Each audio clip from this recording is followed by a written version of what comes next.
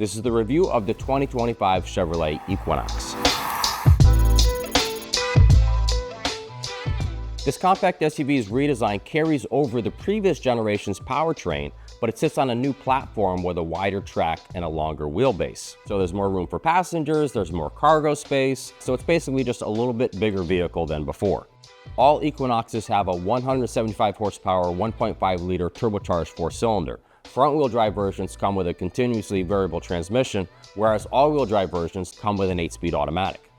For our test program, we bought a 2025 Chevrolet Equinox LT all-wheel drive. Final assembly point for the Equinox is San Luis Potosi, Mexico. The base price was $30,600. Our test vehicle was equipped with the optional convenience package 2, which tacked on $2,200. The safety and technology package added on $1,085, along with a couple of other very minor options, plus the $1,395 destination charge. The total cost of our tested Equinox was $35,270. So one of the first things we noticed when we got into the Equinox was just how high it feels like you're sitting. And this was especially a problem for our taller drivers, but they were kind of like, why won't this seat go any lower? And that's just as low as it goes. So you have this odd sensation of feeling like you're higher up in the vehicle than you want to be. But on the bright side, it does give you pretty good view out over the hood. The other issue we noticed with the driving position is that the left footrest, or what a lot of people call the dead pedal, is too close and too upright. So it means there's a lack of symmetry with, say, the gas pedal. You feel like you're a little out of kilter. Now, both armrests are nicely positioned, but the padding for both armrests is pretty hard. And it's also got this rubberized textured material that when you're wearing a short sleeve shirt like I am, doesn't feel great on your skin. The center console, it's plastic, and it does tend to hem in the driver's right knee. So that's not always the most comfortable thing on a longer drive. But back to some kind of positives. We didn't have any issues seeing the instruments through the driver's screen, and that is something we're seeing more and more. The steering wheel is blocking things like the turn signal icons, the headlight icons. That's not happening here, so we're happy to see that. So a lot of the controls inside the Equinox are very similar to other General Motors vehicles, Chevrolets, GMCs, Buicks, etc. So you've got a pretty large infotainment touchscreen, and you've also got physical controls for the climate system, which we like to see. The touchscreen's pretty easy to use as far as how you scroll around on it and go in to find more controls. It can be a little overwhelming because there can be a lot of icons on the screen at the same time. Once you get used to it, it's not too bad, but there's kind of multiple settings within different menus, and so you just have to kind of get the nuances of the system. Again, we really like that there's physical climate controls, with one of the biggest things being that some cars have a combination of climate controls up here, like this one does, redundant climate controls, and down here. But the one thing about the physical controls is they're a bit low, and they're also a bit dimly backlit, so it's not clear to see what you're trying to press at all times. But for me, the oddest thing about this system, and I'm going to have to turn the car on to show you what I'm talking about, is that unless you have the touchscreen in the climate mode, you can make adjustments to the manual fan speed, yet it doesn't show you anywhere, whether it's via the buttons or any kind of an icon, what you've changed the fan speed to, which is, I don't think I've ever seen that before. Now, if you had it up here, now you can see up here that the fan speed's actually changing. So we all found out a little bit weird. That's kind of I want to say minor thing, but it is just really an oddity.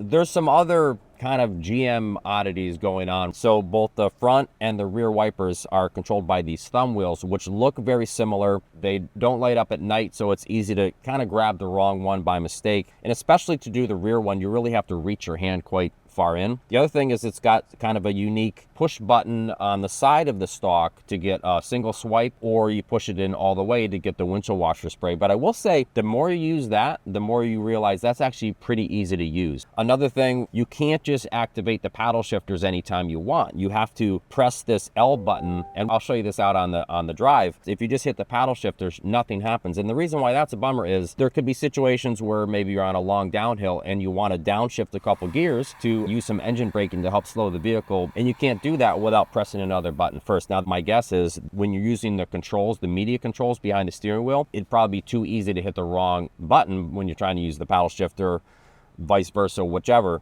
But for me, maybe the biggest affront to safety is where they have the emergency flashers button. It's way up here on the overhead console. Not only is that totally out of the driver's line of sight, because where you want it is somewhere like this, so that if something's happening up ahead and you need to tell everyone behind you, you need to find that quickly while keeping your eyes on the road. You got to look up here. Not only is it up here in a small button, but it's mixed in with the SOS and OnStar button. So you have to be careful about which button you press. So that's something that we hope gets changed very soon.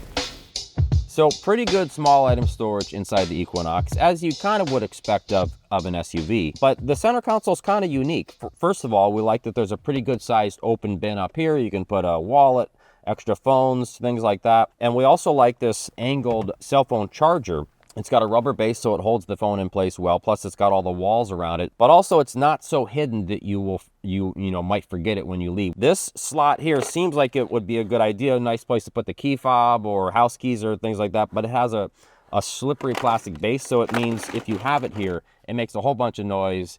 And it always seems like it's rolling around, and it ends up being kind of annoying. Good sized bin underneath the center armrest, as we would expect. That doesn't sound that great when you press on it. And it has one of these slots underneath this center console bridge. It's a neat idea because you're making some use of some space, but the problem is the opening, especially on this one. This is one of the more egregious ones. It's so narrow that it's hard to get anything in there. I mean, you might go through your full ownership of this vehicle and not even know there was a storage slot underneath there. Neat idea, but in the end result, not really that useful. So let's check out the Equinox's cargo compartment. So you've got a pretty square, large profile as far as, getting stuff in there. And we also like that it's got a flush load floor. And the reason why that's nice is because it means you don't have to bend over far to put stuff in and take it back out. And when you're taking things in and out, it's not getting hung up on anything. If you put the rear seats down, fold them down, we measured a little bit more maximum cargo volume than the last Equinox. And one of the other really cool things about it is that underneath the floor is actually a pretty good amount of space to put a bunch of smaller items. That's especially helpful like on a road trip where every inch counts. That's pretty cool. And it has a space saver spare tire underneath as well. So we're happy to see good cargo volume, nice underfloor storage, and a spare tire all at the same time. That's pretty good.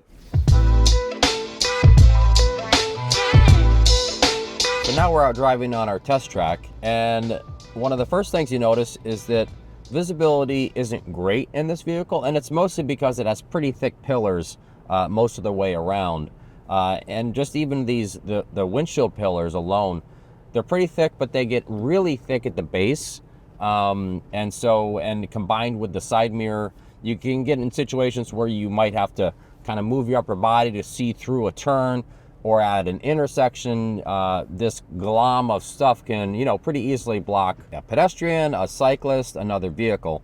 So that's not great. Moving further back, the front and rear side windows are pretty large and pretty uniform, so we like that. But there's a kind of a styling element that Chevy did with this vehicle, where it kind of takes away a good chunk of the third side window, which is a bummer because it forms a pretty big blind spot back there. So if they hadn't done that, if they just kind of had the third side window a little closer to the driver, it would help with those rear three-quarter views when you're trying to change lanes to see what's over there.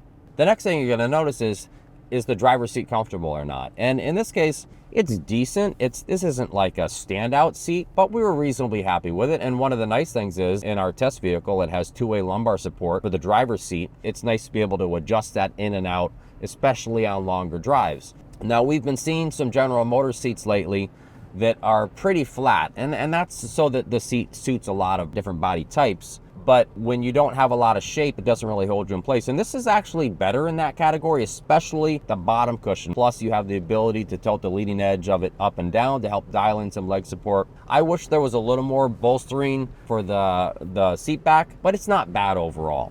If you hop into the rear seat, it's actually pretty spacious and comfortable among compact SUVs, with kind of our biggest gripe being that the bottom cushion is situated kind of low to the floor. It doesn't have that stadium effect going on, but overall it's a pretty good rear seat among its rivals.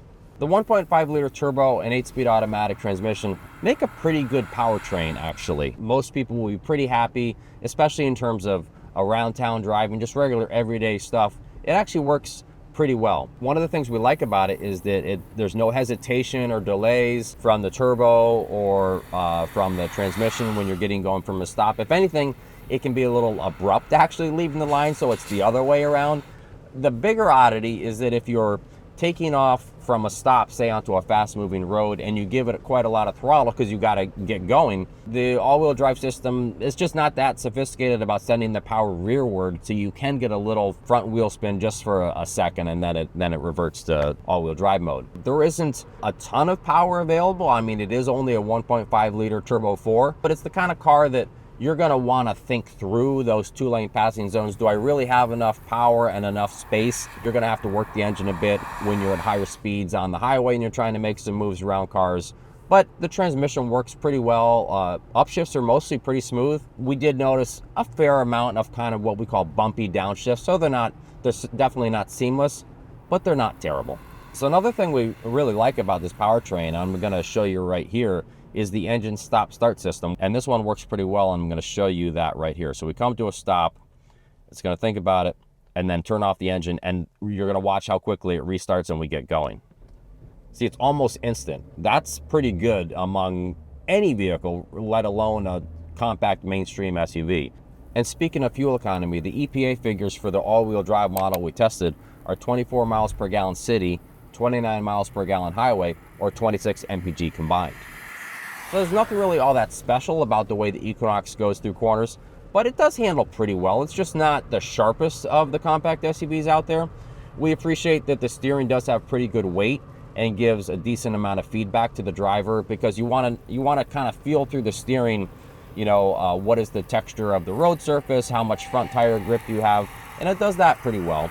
But if you go through a corner with a little bit of zip, you will notice that there is a fair amount of body lean. There's just a little bit of a softness to the setup that makes it not feel super sharp.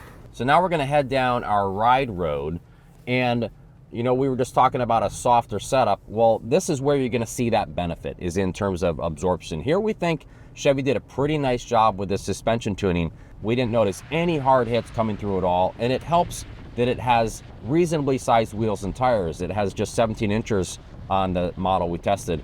You're not dealing with these big wheels and tires with short sidewalls that cause this kind of a brittle feel. The one downside is we did notice a little bit of side to side sway, kind of on undulating roads. You will get a little bit of occupant jostling on uneven surfaces, but we think the trade-off is pretty good in terms of the bump absorption. In terms of active safety features, the Equinox comes standard with pretty much all the important stuff that we care about and that we think people should have in a vehicle. Overall, we came away pretty impressed. It's a decent little SUV, one that checks almost all the boxes for the average family in terms of how it drives every day. Its powertrain works nicely, a nice ride to handling mix, good features for the price, and just kind of does everything pretty well. It's not a standout in terms of sporty handling, or it's not super off-roady, but we think it's going to do the right things for most people. So that's our video review of the 2025 Chevrolet Equinox. To see the full ratings and how it compares to other compact SUVs, go to cr.org.